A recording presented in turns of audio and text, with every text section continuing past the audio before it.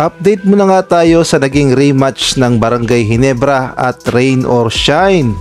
Eto nga si Coach Yeng Guiao ay nabigo, samantalang ang Barangay Ginebra naman ay nagpakita ng lakas. Ngunit bago yan, pakipindot naman ang like, subscribe at ang notification bell para updated ka sa lahat ng aking ina-upload.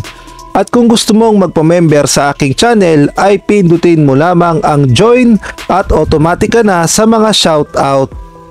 Kung atin ngang babalikan ng unang pagtatapat ng Barangay Ginebra at Rain or Shine na nangyari sa Candon City sa Ilocos Sur, kung saan nagpakita ng lakas ang Rain or Shine at wala ngang magawa ang Barangay Ginebra.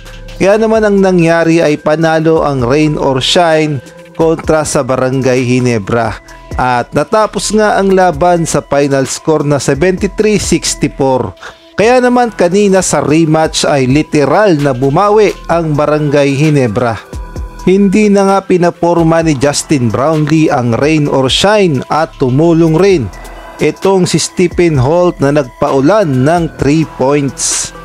Hindi na nga pinaporma ng Barangay Ginebra ang Rain or Shine na alam naman natin na napakaganda ng ipinapakitang performance sa Governor's Cup. Ngunit sa pagkakataong ito ay nakabawi na ang Barangay Ginebra at hindi nga nila binigyan ng momentum at hindi nila binigyan ng pagkakataon ang Rain or Shine na mahabol ang kanilang kalamangan. Total team effort nga ang ginawa ng Barangay Ginebra at kung atin ngang makikita sa first quarter ay lamang ang Barangay Ginebra sa score na 38-30. At pagpasok ng second quarter ay lamang pa rin ang Barangay Ginebra sa score na 58-54. At pagpasok naman ng third quarter ay tinambakan na ng Barangay Ginebra ng 11 points ang Rain or Shine sa score na 90-79.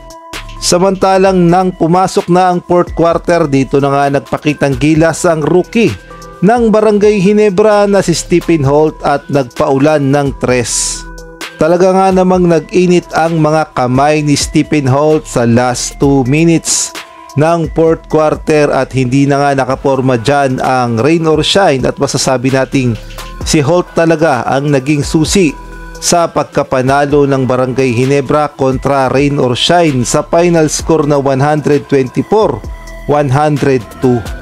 At syempre team effort na rin yan dahil ang mga players ng Barangay Ginebra ay nagsama-sama at nagtulong-tulong upang makuha nila ang kanilang panalo at makabawi na sa Rain or Shine. At si Justin Brownlee ay kumamada ng 40 points at 10 rebounds. Talaga nga namang naghalimaw itong si Justin Brownlee at hindi pumayag na muling matalo sa Rain or Shine.